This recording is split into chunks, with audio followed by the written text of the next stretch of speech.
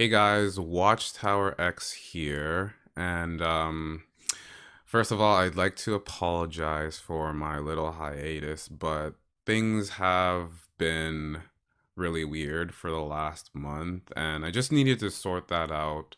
Also, I would like to let you know that I've officially left the organization. I guess you could say officially because my disassociation has been announced, and my family knows about my position in the organization. So all of that has already transpired.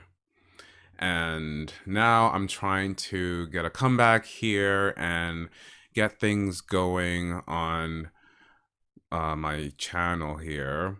And so for the next little while, please bear with me if things are kind of inconsistent. I'm also trying to find a new place to live. I'm trying to move right now. And so my life is going to be a little bit chaotic for the next little while. And I'm hoping to release some videos now that I have the mental capacity to do so. I have a few videos that I've made previously that just haven't been uploaded. I want to do this one now because it's more up to date with my current position. And also, this is quite an interesting, um, I guess, video to present. So, why not have this be the first video that I do in the last little while? So, to give you a little context of this video, this was right after I told my mom that I'm going to disassociate with the Jehovah's Witness organization. And so, this is an elder that we know, that we trust a lot. And so, I didn't really go hard with the questioning. I pulled back my punches a lot because this particular elder is someone that I've known for I guess over 20 years now. And so yeah, it's I I pretty much just told him how I felt to a very minimal scale. I just kind of threw out things here and there that were of concern to me, but I didn't really dive into the root of my concerns, which is obviously the whole two witness rule and how that causes major issues in the organization. I didn't even go down that rabbit hole because I felt like if I did so, then I wouldn't be able to address scriptural issues, which I'm more fascinated to, or I find mythology and religion fascinating. So this is kind of the area of what I like to talk about. But in terms of actual issues in the organization, obviously there are much bigger things to discuss, but I didn't want to go down that rabbit hole. And so we are going to listen to my conversation. And before that, I'm going to have to put this on here because I can't play sound on my PC. So without further ado, let's play the clip and I will kind of discuss some of the comments made and some things that were inconsistent. And let's begin. Oh, and just to mention, I apologize for the audio. I'll try to edit it as best as I can to make it more appeasing to the ears, but this was a sporadic call, and so I had to kind of rush to my computer to get this going here. So,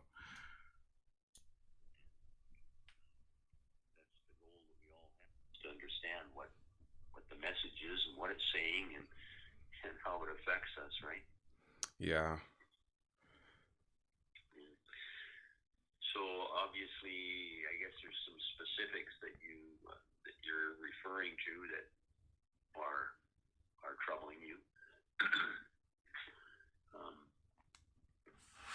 have you, like, what has been the source of your information? Like, where are you finding this information? I'm finding it everywhere. So this is my own research compiled with things I've found online so that I can see whether or not this is verified truth. And then from there, I just keep going from there. Because basically, there are three main areas of concern for me, and it's scripture, it's the way, um, or I should say, the Bible, then these ways scriptures are interpreted, and just certain doctrines of the organization. And I just want to cut that off there. So, this question, for those who perhaps are not Jehovah's Witnesses. So, the question is actually a trap. So, where are you finding this information? Is basically another way of saying, like, are you getting this information from apostates? So, I was aware of this question, and so I answered it by saying I get it everywhere. So you can't really say that I'm getting explicitly apostate or false information or anything like that. So I kind of gave that answer to show that I'm getting these answers from the Bible and their jw.org website, but I'm also getting information from elsewhere. So he can't just outright deny the evidence that I've gained from my research. And so I pretty much said everywhere because obviously I'm not going to be able to find the things that I found explicitly on the online library. So I had to kind of say that to validate the research that I've done. And I feel that certain Right. I just feel that certain doctrines are just certain rules are quite arbitrary. And I'll give one example. So on the online library, if you search up pinatas, pinatas were originally a pagan form of practice, and yet pinatas are okay to have or okay to use in the organization, even though it was based upon pagan practice. And the reason for this is that in modern days, pinatas are seen as a source of entertainment and they do not have any any pagan meaning these days. And you can say that with a lot of things that we don't do. For instance, yoga. We can't do yoga, but that was we can't do it because it's based upon, Hindu god. The god Shiva was the yoga master, and then that's how yoga was kind of introduced to the world. Yet no one goes around worshiping Shiva or talking about this god when doing yoga. So I just feel that some rules are just it's it it just feels very arbitrary the way some doctrines are established. Mm-hmm. Yeah. So I want to cut that off before he gives his reply. So let's talk about pinatas a little bit. Let me actually cut to the online library response to pinatas when I snap my finger like this. Okay, so we are at the Awake 2004 questions from readers. What month is this? I can't really tell. I think this means April. But anyways, this is an article. You can literally just type pinata on the online library. You can find this. And so what I was talking about was the fact that it says that someone raised the question here where it says, I read with interest the article, The Pinata in Ancient Tradition It left me with some questions. The ties to false religions are well documented, but the article seems to take the position that as long as it doesn't bother someone's conscience, it is okay. What about birthdays and holidays such as Christmas? And the organization responds by saying Christians refrain from any celebrations or customs that continue to involve false religions, beliefs, or activities that violate Bible principles. For example, the Bible definitely puts birthday celebrations in a bad light. However, if it is very obvious that a custom has no current false religious significance and involves no violation of Bible principles, each Christian must make a personal decision as to whether he will follow such a custom. So I take issue with this because there are a lot of things that you can't do as one of Jehovah's Witnesses that used to involve pagan practice. So this comes down to how do you decide what used to be pagan and is now a conscientious decision and what isn't. It's very arbitrary. It's there's no definitive way of measuring it. Because take for example what I said with yoga, and he has a response to how yoga works, but there's no religious meaning to yoga in the Western world. You can go to many yoga studios and you won't hear of any Hindu gods mentioned during the sessions at all, depending on where you go. I would assume. I mean, I haven't done a lot of yoga. I've gone to two, so I can't speak for all studios, but that's just the way it is from my experience.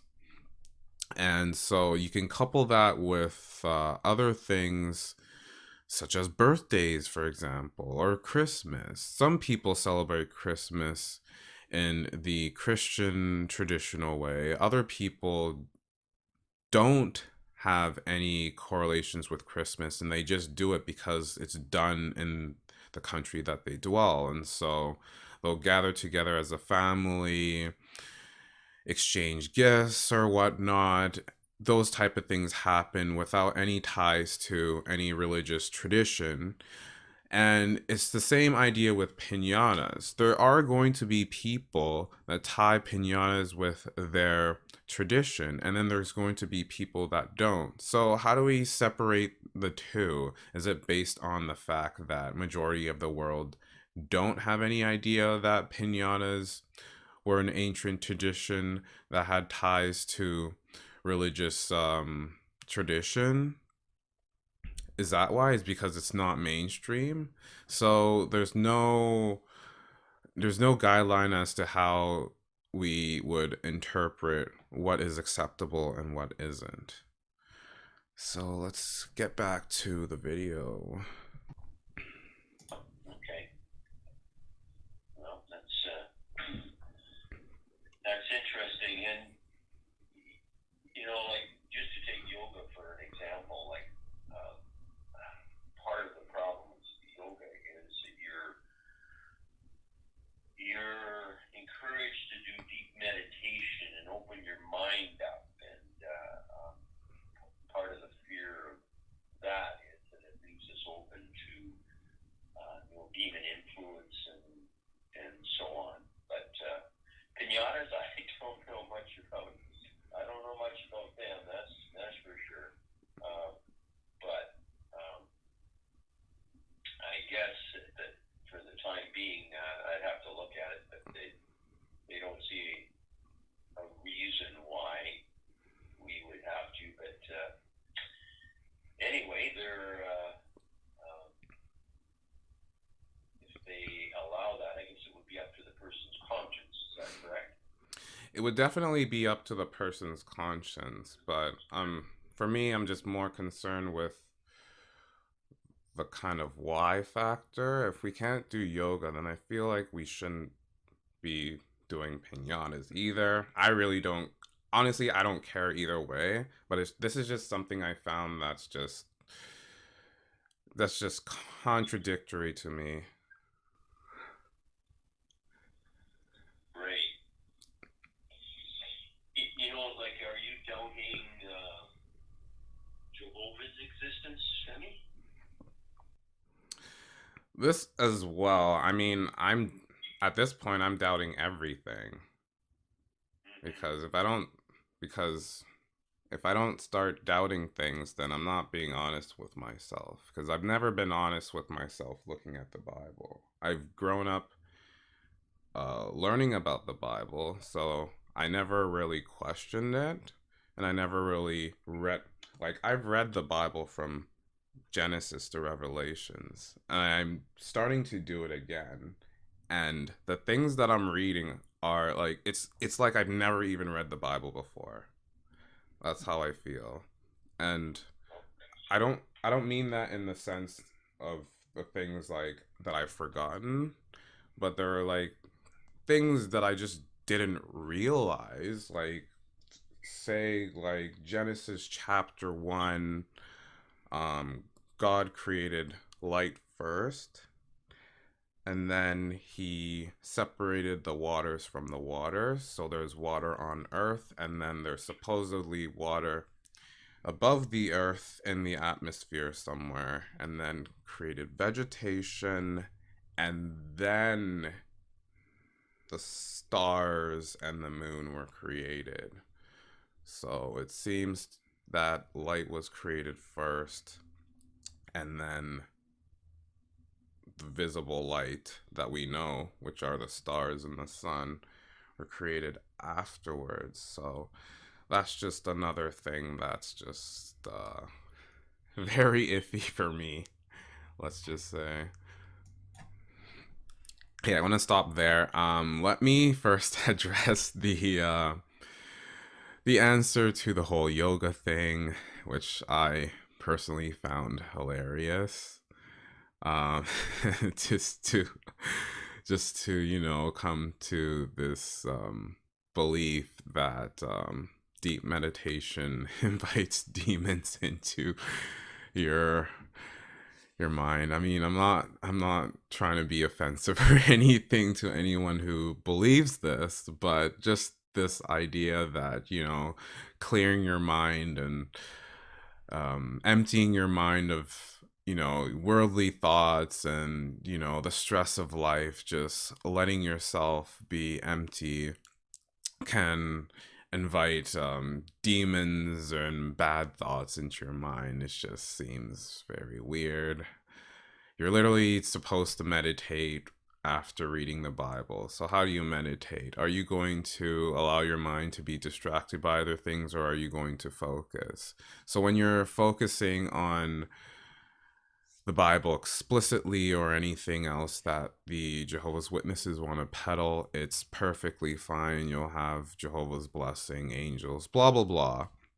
But if you're just emptying out your mind because you want to get rid of or you want to forget about the stress of life that you're living currently, no, that's going to invite demons because you're not emptying out your mind for Jehovah. And then, um, so I'm not in any way scientist or have any expertise in the universe and all these other things, but after reading Genesis chapter 1, I was very fascinated by the order in which the creative days were. And I will be getting into that very deeply. So that will be for another time to discuss. But just to touch a little bit about what I just said. So, in the order of the creative days, it talks about how God created light first, which scientists actually state is true. They say that before the expanse of all this heap of energy, there was light.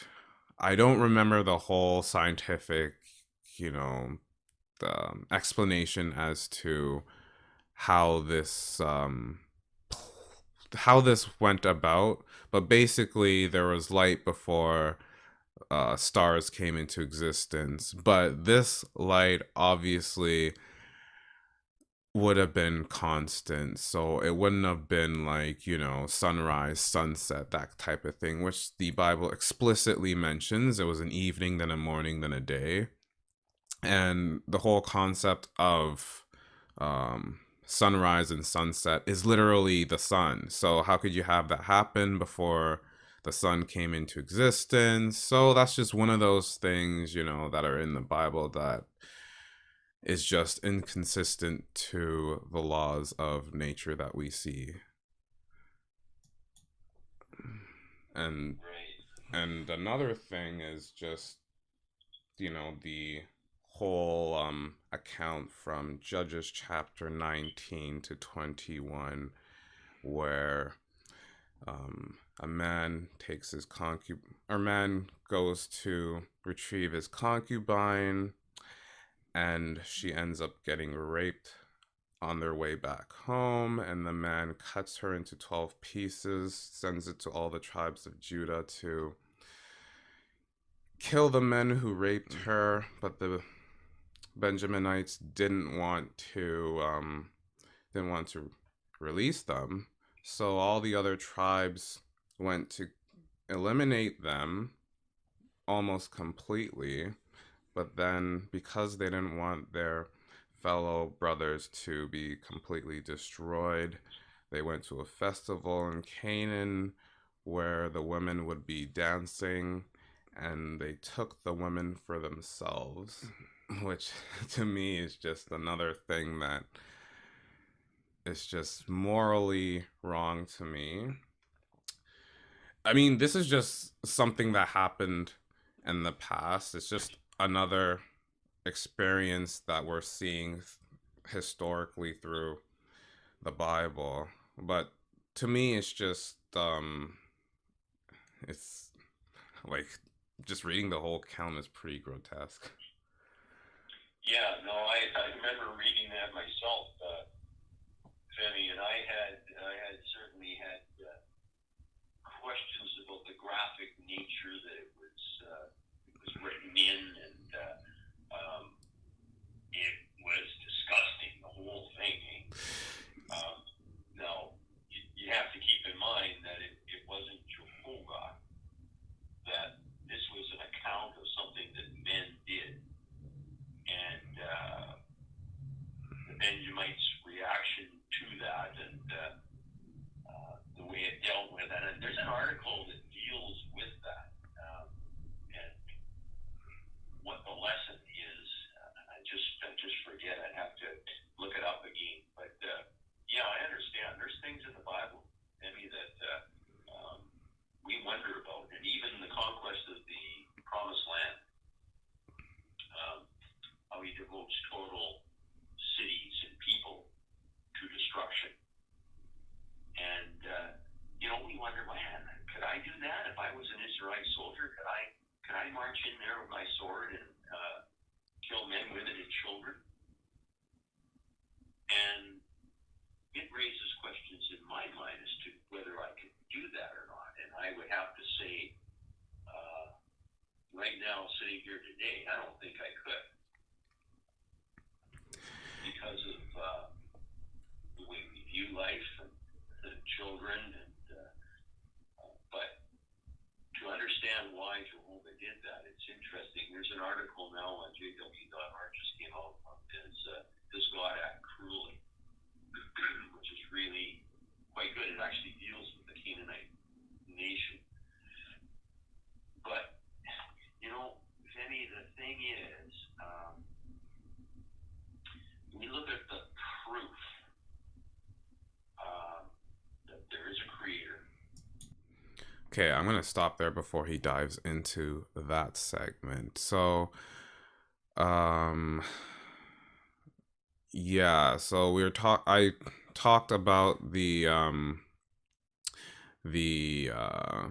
account in Judges chapter 19 to 21.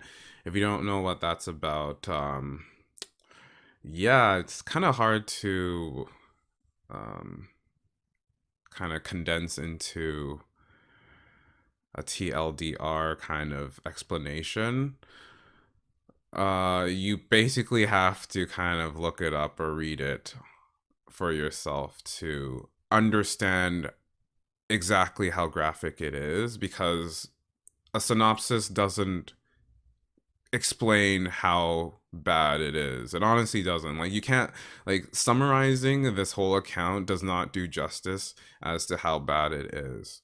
So I would honestly suggest just either reading it for yourself or just I guess just finding out the story online for yourself, because it's really graphic. And at the end of the day, it's yeah, it's exactly how I mentioned. A woman gets abused and dies, and the man cuts her up into 12 pieces, sends them to all 12 tribes of Israel. In the end, they almost wipe out this one tribe that had these evil men, and then they're just like, oh no, we don't want to wipe this tribe out completely, so there's a festival in Canaan, guys can go over there, and when the ladies dance, you can just take them for yourselves, and if they ask any questions, just say you need to have the women, and just take them. It's fine, just take them. So that's obviously pretty bad. And I'm not downplaying the morality of this story by saying, that it was something that happened in the past. Well, what I meant when I was saying that is that culturally things were different in the past. So things that were outright things that are outright grotesque to us now were viewed a lot differently back then. So we have to understand the reason why we did that in that perspective. But if we want to be consistent in saying that God is love and that there are certain actions that he would find detestable, and if we want to say that God never changes, then why would he allow this to happen in the past while he wouldn't allow such a thing to happen in this present day and age? And one other thing I would like to touch on is wow, now my mind just went blank and I totally just forgot what I was going to talk about. Let me try and think about this. Well, I guess I could not think about it, so let's just throw that thought into the drain and we can just continue on with the whole observing of the universe and all this stuff. Let's go. That he's a God of love,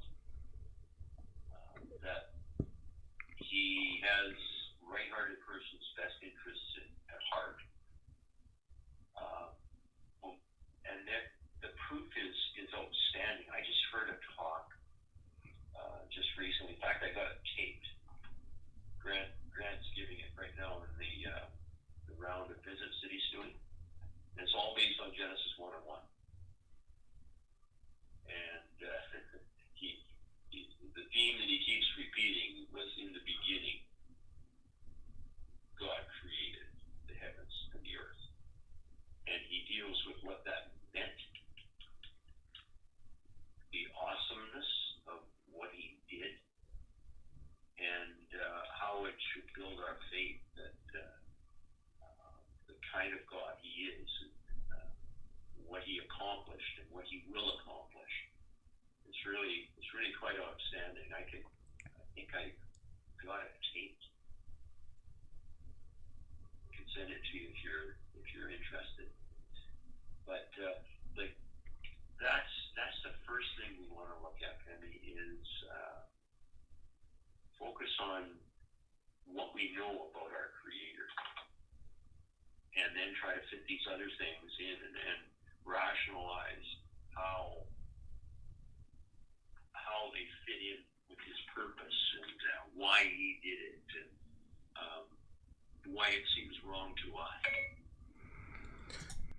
See, that's what they always try to get you to do when you're having doubts or you have issues with a lot of the moral things that are in the organization. You know, if you have any issues, if you have any human based issues, just stop thinking about those and just continue to think about how loving God is and what he's done for us and all these other things. Just think about the love aspect and then things will be better. And of course, there are many issues with that because what he's essentially saying is we have created this kind of understanding of how God should be. God is a loving person because we believe that he's a loving person. And that's that's a very bad way of looking at anything objectively because you're coming to a conclusion and you're building evidence for it as opposed to finding evidence and then reaching a conclusion. So, before, let's just say that none of us knew anything about the Bible and we went through the Bible. Going through the Old Testament in the 21st century right now without any knowledge of the Bible, can you really say that this God is a God of love? Honestly, like if you had no prior knowledge to the Bible and you only read the Old Testament, can you honestly say that this God is a God of love? Because I'm willing to bet that nobody, none of these people, none of the governing body members, no pastors, not the bishops, not the pope, none of these people, if they had no Bible knowledge, would read the Old Testament and say that this is a very loving God. I refuse to believe that. And if any of them do, then that speaks major issues because God condoned slavery. God condoned the massacring of thousands of people. God let his own people suffer just to prove a point. God tricked the mind of Pharaoh just to prove how great he is. God wants to wait for people to die as punishment for them acting ignorant. There's just many examples in the Bible where the punishment seems to be overtly radical. Like it doesn't seem to justify, it's not justifiable the way people are punished in some instances. And one example of that is the man where the Ark of God was being transferred. I believe it was on bowls or something like that. And then there was one man who went to stabilize the ark because it was shifting. And because he touched the ark, God got furious and killed him right there. Like, why is that? Like, come on, man. Like, would a loving person just kill somebody just because he touched something that was precious to him? Anyways, let's continue on. But yeah, See, see, I just take issue with that notion. Reason being to this idea of having a conclusion and finding an answer after. It just doesn't sit right with me. I'd rather find the answers and then come to a conclusion. What I mean by that is that, for example, we say that the earth, or we say that humans have existed for around 6,000 years because if we look historically through the Bible, then human existence would have been around 6,000 years. yeah, But but I mean, if we look at carbon dating, there's evidence of creatures existing prior to 6,000 years. And there are many articles that deal with such things, talk about what kind of dinosaurs, what they would have done in the past, things like that, saying that dinosaurs weren't carnivorous back then, but there is archaeological evidence of two dinosaurs being fossilized while consuming each other. So the idea that dinosaurs weren't carnivorous pre 6,000 years is. Where did you get that idea they weren't carnivorous? There was like, I can't remember what article it was, but it was like, it suggested that the animals weren't killing each other essentially. Because I, I remember reading something quite different than that. Like, there's no question. Um, what, like a T Rex and the raptors and what these guys did. Um, I'd have to look at that again, but I don't believe that they. Anyway, I'd have to reread that, do a little research. But my understanding was that they indeed were carnivorous, but it was at a time before humans were walking the earth, and there's not a lot that we know about them, why he created them, and what purpose they accomplished. But some feel that it was all to do with the way the earth was at that time and the formation of oil deposits, all manner of theories about it. But bottom line is we don't know very much about it. There's a lot that we don't know, but like, can we doubt that the universe was created? so, okay, let's stop there before we dive into that. So, just to address this, I think I was a bit confused. I I thought I remembered an article talking about dinosaurs being um, herbivores. Now, I don't want to spread any false information, so I don't remember the exact article. So, having said that, I'm just going to um, kind of throw out that as an argument because if I don't know the source, then I can't claim it to be true. Or if I don't remember the source, then I'm not going to to claim that it's true. So let's go off of actual facts. And the fact of the matter is that pre Noah's flood, all animals, or I should say pre the Garden of Eden and all that nonsense, animals were all herbivores. They weren't going around eating other creatures because that wasn't the intention of God to begin with.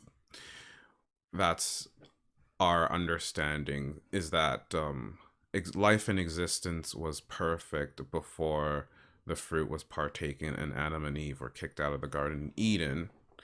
So that kind of puts us in this position where we would have to ask the question. So either God had created animals before humans to eat each other, and God delights in seeing animals just eat each other up and suffer and all this stuff that we see right now. Either that, or God decided that, well, humans are imperfect, so why not just make them out to be carnivores? And thirdly, we have to ask the question, why did God create animals just to have them to die? Uh, what? Like, isn't he perfect? So I guess he decided, oh, these animals can't coexist with humans. What have I done? I'm gonna have to get rid of these guys so I can have my masterpiece live here on Earth. So there's there's no reasonable explanation as to why dinosaurs would have existed and massacred other, or these apex predators would be going around just eating each other along the other herbivores that just existed, and they all get wiped out. Why? Because reasons. You know, there's a thought. That's the other option, right? Either God did it, or it just happened. And if you want to talk about a strong faith, to believe that all this just happened, that takes faith, right? Because it just the idea of that taking place the way it is, it's like having a, you know, if you ever collect coins or collect stamps, you know, you look at people that do that and they put it all in order and they put it in books and according to categories and dates. And it's just a lot of work to keep that orderly. And to think that things just happen, this universe just happened, it's like taking a box of stamps and throwing it in a room, closing the door, and hoping that it would organize itself. It just doesn't happen. Um, you know, one of the things that they talked about in that talk, Danny, is the size of the universe. Like the more scientists study this issue, the more they realize they don't know, like how big the universe is. There are stars that just dwarf our sun. Just Okay, I want to talk about one thing before we continue on with this, and it's the fact that he mentioned how it takes more faith to believe that things just came about sporadically than to believe that God was a creator and made all these things happen. So I don't think that they're equal, because this whole idea of what came first, the chicken or the egg, it comes when it comes to people that are religious, not agnostic but religious, they have a religious bias. And it's the fact that they believe that everything is created. So I had this way of thinking too, obviously, when I was religious. It's the fact that this world is way too perfect for it to have come about by coincidence. And it's a fallacy, because now I'm not an expert in evolution at all. I'm just gonna throw that out there. But what I do know about um, the whole scientific way of explaining how life came about is the fact that there's constant evolution and constant adaptation. So life in existence is constantly adapting to its environment. And one of the environments that allowed for existence is this planet that we live on. So the conditions of this planet harmonized with how life can actually exist. And so life is constantly developing to adapt to the environment that it's inhabiting. And so that's how we come about. So we're not here because the conditions are so perfect, but we came about because of the conditions that we're in. So it's not so much that everything fell into place, but we were actually molded to fit into place.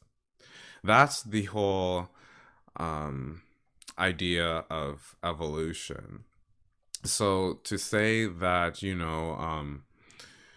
there's no way that all these things exist, like the Earth is on a perfect tilt, perfect rotation, perfect orbit around the sun, and the other planets are not going to collide with us, blah, blah, blah, blah, blah. And we have a moon and all these other things, and the stars are so far away that we're not getting burned up by them either.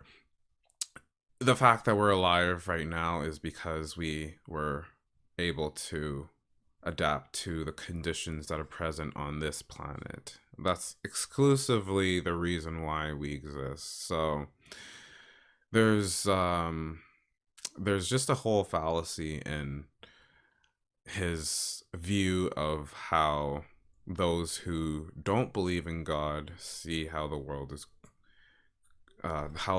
came about. Dwarf it. And we consider the size of the sun compared to our Earth, and it's mammoth. And then there's these suns that are so much bigger than our sun, and all of this is energy. It's what it is. Like, and you deal with Einstein's theory of relativity. E equals mc squared. Matter is created by energy, and if you reduce matter, you bring it back to energy, like the atom bomb, right?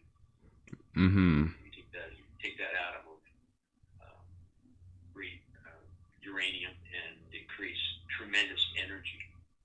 Um, and it's interesting that man has created matter. So they've got these, maybe you've read about them, like what they call those things. Like in Switzerland, there's one, and it's 26 miles of underground tubes, an accelerator, particle accelerator. Is that what it is? I believe that's what they call it, yeah. Yeah, and they fire this thing up, and apparently when they energize it, when they fire it up and they fire particles around through these tubes, it takes the equivalent of energy that it would can supply a medium-sized city for 3 years. That's what it takes to get it going.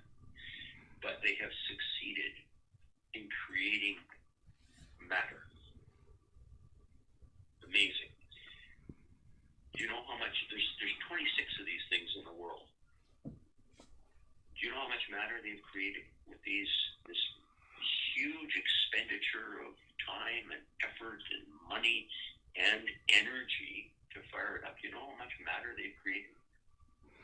No.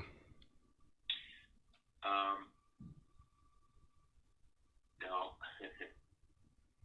I'm going to be careful here. It is like a pinhead that you can't see without a microscope. But they did. They succeeded in converting energy into matter. And then we consider the universe. And you go back to Genesis 1 and 1.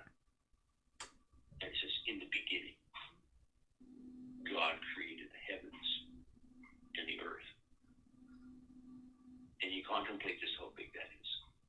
How much energy there is in there. And this is our creator. This is what he can do. And man, even when they have unlimited finances, they're so very limited in what they can accomplish. And it just builds our faith in me that this is outstanding. You know, our creator, that we can't comprehend him, not even close, because our minds don't take in, they don't understand the magnitude of the universe. When I went to school, they felt out that there were millions of stars. Now, how many did they say there are? How many galaxies are there? They feel there are countless billions of galaxies. So the longer we live, the more technology we have, the more we realize is out there, and it's all in order. It all functions, and that's just stuff like this, Femi. Just we cannot doubt the existence of a designer. But you've read this stuff before, right? Well, as far as the galaxy goes, I mean, I only know quite a basic amount of information, but I mean, when we look at the galaxy, for instance, the universe is constantly expanding, but we're also constantly moving as well. So our sun is set to explode in supernova in a few billion years. Our Milky Way galaxy is on a track to colliding with the Andromeda galaxy in billions and billions of years. So, I mean, I I can respect. How do they figure that out? I don't know. That's You know, who did the calculations that figured in billions and billions of years our galaxy is going to collide with this galaxy? When Jehovah tells us that the Earth will last forever. So it's fascinating. I mean, we don't have, like, when we look billions of years into the future, man, oh man, that gets hard to do. It really is, and how many predictions of men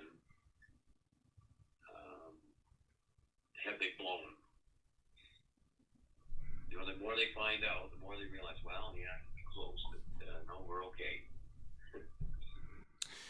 yeah. I mean, I guess that's the whole point of science, just to be proven wrong in the future. I mean, it it wasn't even that long ago, only a few hundred years ago, where the whole consensus was that the Earth was flat. Okay, I need to pause there because I'm going off on something completely different, and I want to address the talk of, just saying that it's it. He's coming to a conclusion based on the Bible, as someone religious would do so, and dismisses scientific findings explicitly because it goes against what is taught in the Bible, that um, the earth will exist forever. Essentially, that's what the Bible says. But we know that the universe is constantly expanding and that everything is constantly moving. We're not in a set position in the universe. And so it's inevitable that at one point in existence, no matter how many billions, trillions of years it may be, galaxies, planets are going to collide. That's inevitable if everything is constantly moving. And stars don't exist forever. This is a fact. This is an observable fact that nobody can deny. It's just the reality of what it is, that stars, supernova, the, the sun isn't going to exist for all eternity. It has a lifespan. And so we know that the sun is going to supernova one day. Like we can't deny it because it happens to other stars, and the sun is a star, so it's gonna happen to the sun too. So it's just an odd way of dismissing what scientists have observed, and that also ties into my example of how the Andromeda galaxy and the Milky Way galaxy will eventually collide. Now, I read a small article about that, so I don't know the actual details or how valid this specific example is, but it isn't out of reach to conclude that our Milky Way galaxy will eventually collide with another galaxy. And if you don't want to believe it, that's your choice. But I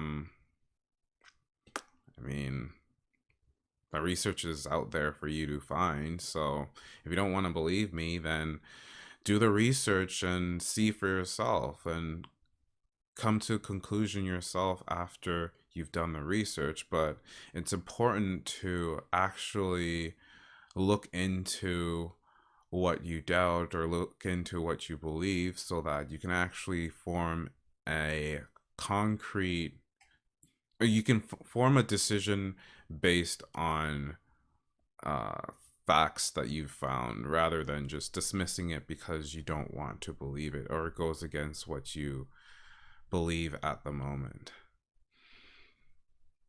Now that or at the time with microscopes, or sorry, telescopes, you're able to observe the sun and the moon and the other planets, and came to the realization that we're actually orbiting around the sun. And now we know that we're actually rotating on a tilted axis. We're also orbiting around the sun, and the whole galaxy is just essentially on a constant movement, things like that. So, I mean, I guess based on observation, you can see that we're moving in a certain direction, even if it means we're millions of light years away from from the next galaxy.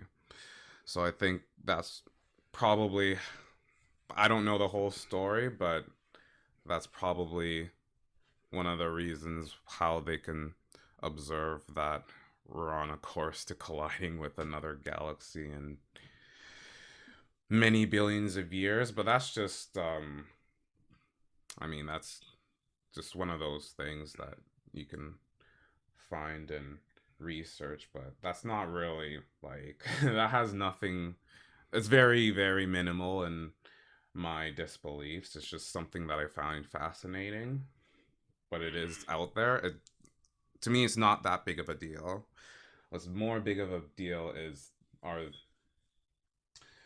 things in the Bible specifically, and then rules in the organization specifically. I just don't feel that. Let's take disfellowshipping for instance. I don't see how just based on ideological differences, you should be shunning your family members. It's not even scriptural, to be honest. And the online library uses the word, they actually use the word shaming when describing disfellowshipping. So they're not, there's no hidden agenda when it comes to disfellowshipping. It's it's meant to be used as a tool to kind of make sure that it's emotional blackmail in a sense, because I'm sure but there are many witnesses who are under the name of witness perhaps they're inactive, or perhaps they're just pretending to go through the motions so that they can maintain their relationship with their family and friends. Yeah. So I does it's it's just not right to me, and there's no scriptural basis for disfellowshipping. The scripture used for disfellowshipping, it's it's even talking about those who call themselves a brother and commit serious sin. But if you're no longer one of Jehovah's Witnesses, then you're not going to be called a brother. So I just don't see how that can apply to it seems to be something applied to someone who's living a double life as opposed to someone who no longer lives the life of a Christian. Well, that's true. But what about, I mean, like Paul said, remove the wicked man from amongst yourselves. You know, a little leaven ferments the whole lump. Jehovah's organization is a clean organization. Like there's the basis for this fellowship. Bad association spoils useful habits. But then who's really wicked though? When we try to when we go out preaching, if we have, a return visit, we have a Bible study, we want them to associate with us, but they're still part of the world. Yeah. And so are they considered wicked for being part of the world, or are we considering those who were formerly witnesses? I mean, whoever leaves the organization, they could be good people or they could be bad people. We truly don't know. And to add to that, Jesus with his apostles sat with sinners and tax collectors. So, Jesus doing this with his disciples, was he doing a wrong thing to be sitting with sinners and tax collectors and others? Like the Pharisees criticized Jesus for doing this, but Yeah. Jesus came here to help those who are wicked. So Yes. if we don't want, the thing is with this fellowshipping, I understand what it means, but the actual enactment of it, in my opinion, is inhumane. It just contradicts what the Bible is about. I mean, it's about love, like Matthew chapter 5, 44 to 47. Like if we just show love amongst each other, how are we any better than the world? The world is doing that too. We should be showing love amongst all. God makes it rain and God makes it rain and shine both upon the righteous and the wicked. So should we not be treating everyone with love? I just don't see why we can't, even if we disagree with someone, even if they no longer want to be one of Jehovah's Witnesses. I don't see why we would not treat that person with love and respect. And you know, Tammy, you're absolutely right. And like we do, like even when we're dealing with someone who has committed wrong, we treat them with love and respect. But if someone does not want to be obedient to God's laws, then what they basically do is they forfeit the right to be a part of his worldwide organization, his clean organization that is governed by his principles and his laws. But it's a decision that they make. Like, we show love to our neighbors. What's our primary work today? We go and we try to teach them about Jehovah and his principles so that they can have a meaningful life, so that they can look forward to the future with confidence. That's love. That's why we go, because we love our neighbors. Now, if they say, no, you're just blowing smoke, then that's okay. That's up to them. But we don't associate with them. But someone says, "Yeah, I'd like to learn more." Hey, great, let's sit down. Now we wouldn't sit down and try to teach them the Bible while they're token up. We'd say, "Hey, uh, this doesn't have a place here. So if you want to study, please refrain from conducting yourself that way, at least while I'm here." And then as they learn things, they have to put away these practices of the world in order to conform to Jehovah's way. But we try to show love to all people, but we don't associate with people who conduct themselves in a way that is against God's law. Okay, let me address one thing before I totally forget it, and then we'll get to the whole disfellowshipping thing. And that's first thing is this notion that going out and preaching is a form of love. It's not a form of love. Come on. There's nothing loving about preaching because, first of all, you're doing this out of obligation. If going out in service was optional and no time was recorded, no pressure whatsoever, how many witnesses would be going out in service? Very, very few. Because although there are many who like going out in service and like talking about the Bible and such, a lot of those people that love it didn't want to do it initially. Like there was one circuit overseer who um he talked about how he used to be like this rebellious kid and all this stuff, and then he went back to this organization, and he mentioned how he hated service and now he loves it. So obviously this person would not have or would not choose to go out in service if service was completely optional.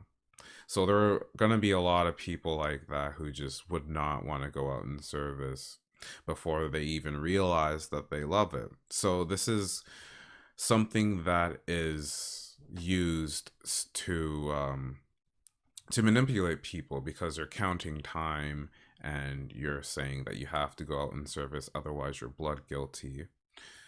And yeah, so you can't say that you're doing that out of love.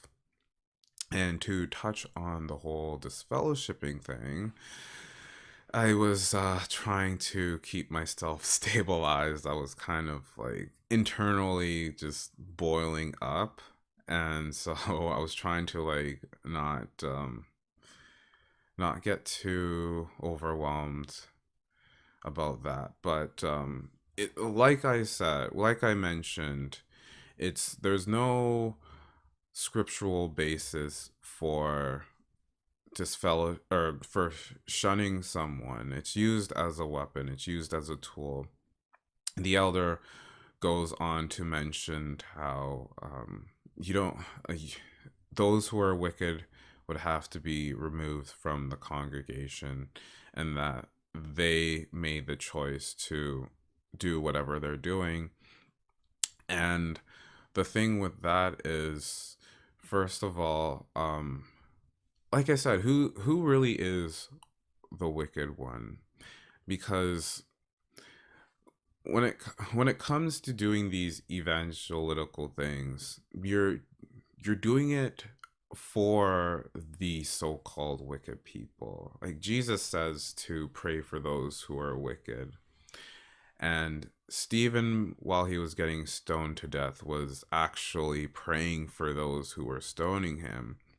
So there are examples in the Bible where they are they are reaching out to those who are actual apostates by JW definition, those who oppose God or those who oppose their God explicitly.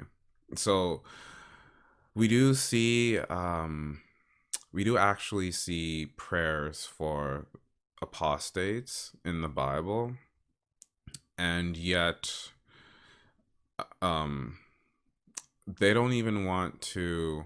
You're not even allowed to even talk to those who leave the organization. Never mind the apostates, but those who those who just want to have nothing to do with the organization, or those who chose to do something. Let's take sex for example. Two adults that are having consensual sex, and so that is wrong in the eyes of the organization because no fornication, obviously. And so, with that being said, because it is a sin, a serious sin in the organization, you can get disfellowship for it if you're unrepentant. And so this, let's say this person says, it's like it's none of your business, blah blah blah. Like I'm free to do as I please. That person would be disfellowshipped and removed as bad association, right? As opposed to trying to um, help this person out, a judicial committee will be formed, and questions about what was done and what was touched and how they felt will be done. Nothing about, trying to bring them back to the organization, because at the end of the day, that's not what it's all about. It's all about maintaining the status quo. And let's figure out how to point properly. There we go. If you don't want to conform, if you don't want to be molded as opposed to being helped, then you're the problem and you need to leave and you can't come back until you fix your problem. Well, that's the whole issue with disfellowshipping. And to add to that, scripturally, um, he mentioned Paul's scripture about removing the lump. So you don't have to associate with that person. That's fine and dandy. That's not our issue with disfellowshipping as a whole. It's not about, like, you don't have to maintain this friendship with the disfellowship person, but to say that you can't even talk to them at all, you can't say hi, you can't text, you can't make any phone calls, you can't just be an acquaintance as opposed to a close friend, because that would solve a lot of the issues. Loneliness is a big deal. Like, at least be able to have a conversation at the very least with the other person. That should be normal, but that's not the case in this organization. It's total ostracism. I can't say this word. It's like you're ostracizing this person completely and treating them as if they're dead. That's what is unscriptural, not the actual, like, removal of the person, because you can remove them from a congregation and just treat them like some other human being. That's totally fine. But when you treat them like they're dead, then you have issues that actually cause death. That's it's a privilege for us to be a part of Jehovah's organization, and it's a decision everybody makes. So Jesus he wasn't breaking God's law by associating with the things with people who used to conduct themselves a certain way. Because Paul said these some of you did live like that. This is what you were, but now you put on the new personality. So, but you cannot have, you be just like the Catholic Church. Then you allowed people to be in good standing in the organization, and yet carrying on in all manner of behavior. They'd be no different than anybody else in the world. I have to talk about this. I have to talk about that because there's a lot of hypocrisy in that statement because he should be well aware, unless he hasn't read his Shepherding the Flock of God book, that this organization is exactly what he's describing. Because an elder can be in good standing while committing serious sin. And if he doesn't tell anyone, and if enough years have gone by and he decides to confess his sins, and everyone in the congregation sees that, looks up to him, and he shows that he's genuinely repentant, you can just, you don't even have to reprove him. It's fine. He can just continue on being an elder, no demotion whatsoever. So this exists in this organization too. You won't necessarily be punished for your wrongdoing. And I know there is something along the lines of that happening. And he should be well aware of that too, because there was a bit of nepotism that happened in that congregation, um, over a decade ago. Actually, maybe it has been a decade exactly. No, actually, I think it's been longer than a decade. But yeah, so it's a story for another time. But there was a bit of nepotism in a judicial committee that happened in that congregation. And um, it was pretty unfair to say the least. So he can't really talk about the Catholic Church not demoting those who commit wrongdoings and say that the organization isn't like that when that's just false. There is a rule set in place for the elders to not lose their standing. And nobody else except other elders know about this.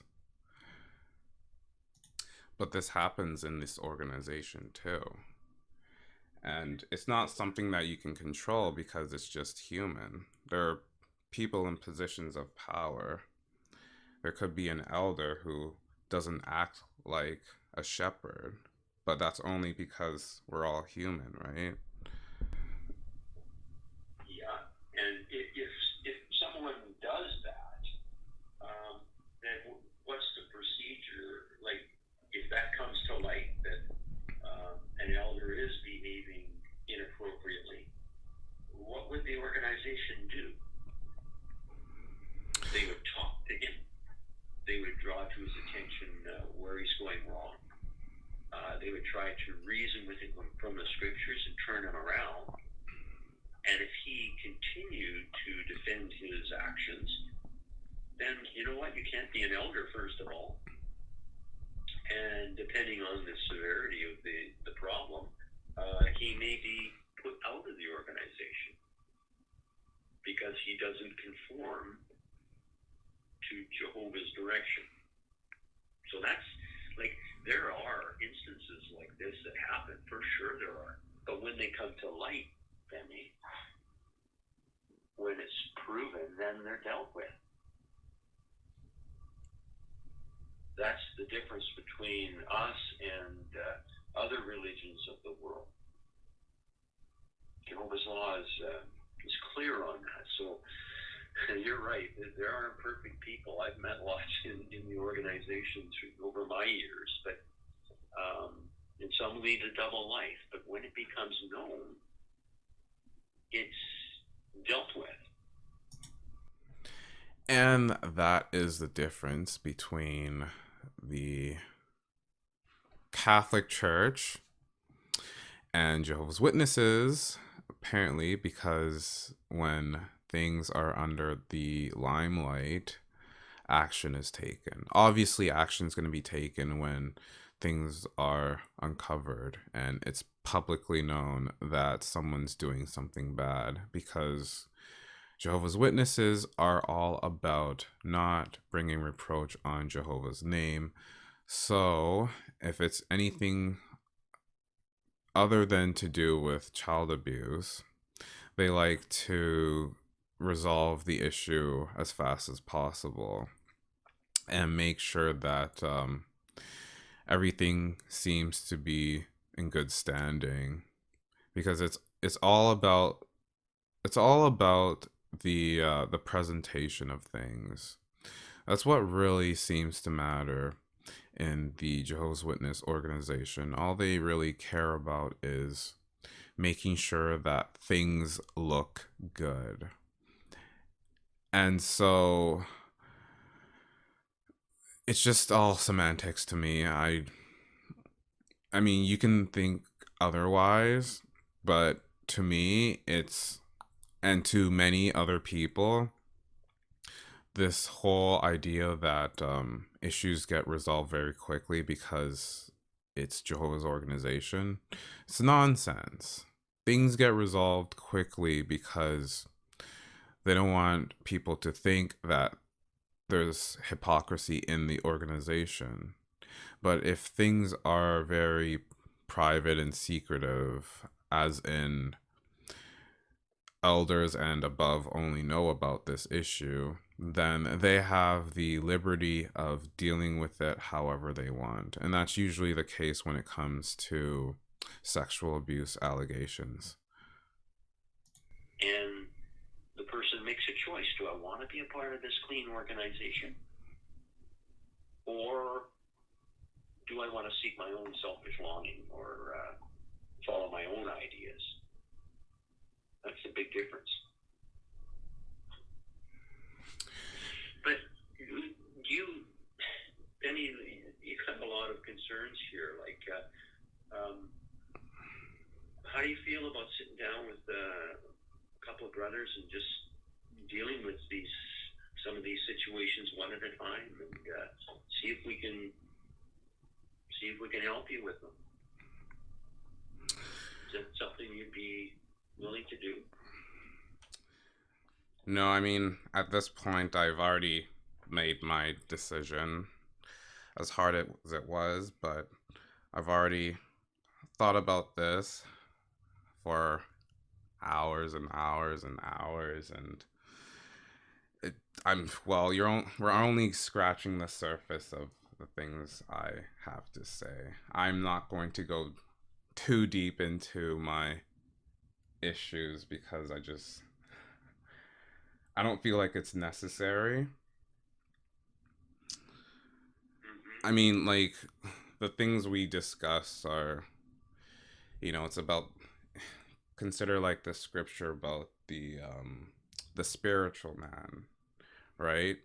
You're speaking through the eyes of a spiritual man, whereas I no longer see things that way. I don't look I'm not looking at the world. I'm not looking at the Bible through the eyes of someone who's religious. I'm looking at the Bible as it is, and there really isn't, like, we can talk for hours and hours, but we'll never be able to meet in the middle because of how we view the scriptures themselves.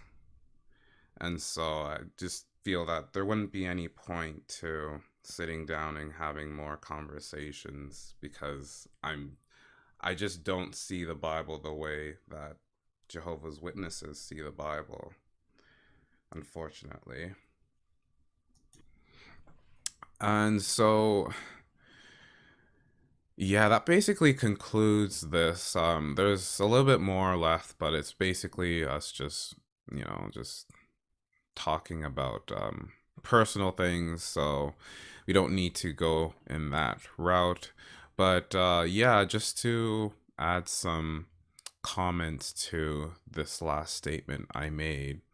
So basically, there's a scripture where it talks about, a spiritual man sees things in a spiritual way, and a physical man sees things in a physical way.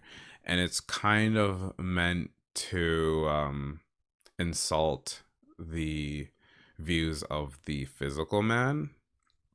And I don't see it now as an insult to a physical man, because what that scripture is talking about is essentially your perspective. So my perspective has shifted 180 from when I was a believer, obviously. So the way I viewed science and the way I viewed education, the way I viewed happiness, the way I viewed money is completely different right now as opposed to how I viewed it when I was in the organization, or even when I was religious. So that's the whole difference between like a physical and a spiritual man, is that an example is the elder sees the the universe and all creation and is just awe inspired by how God could have created all these things, and talk about the particle beam and how on Earth we have all of these scientists and they're able to have all the resources to create matter, and they've only been able to create this microscopic piece of matter. And to me, that just speaks volumes as to how far we've advanced scientifically. But he just sees it as something that's incredibly awesome to know that we've tried so hard to mimic God, and yet we can only produce a tiny microscopic fraction of what he could possibly do. So there's really no point in me having any further discussions, as much as I enjoy these kinds of talks, but there's no point in going through these motions, because their purpose is to try and make me believe again, and that's not going to happen. So it would just be pointless banter at that point. So that's why um I don't feel the need to talk to them anymore. And obviously, I really don't want to go through talking to the elders either, so there's also that, obviously. But that concludes this video. And if you enjoyed this, leave a like, or let me know in the comments below what you thought about how the elder reasoned with my questions that I had. And hope you guys have an awesome day. Hope you guys are able to keep your minds free, keep your minds thinking, and always doubting, and always trying to learn more. And so I will catch you guys on the flip side. Thank you for watching, and we'll see you guys next time.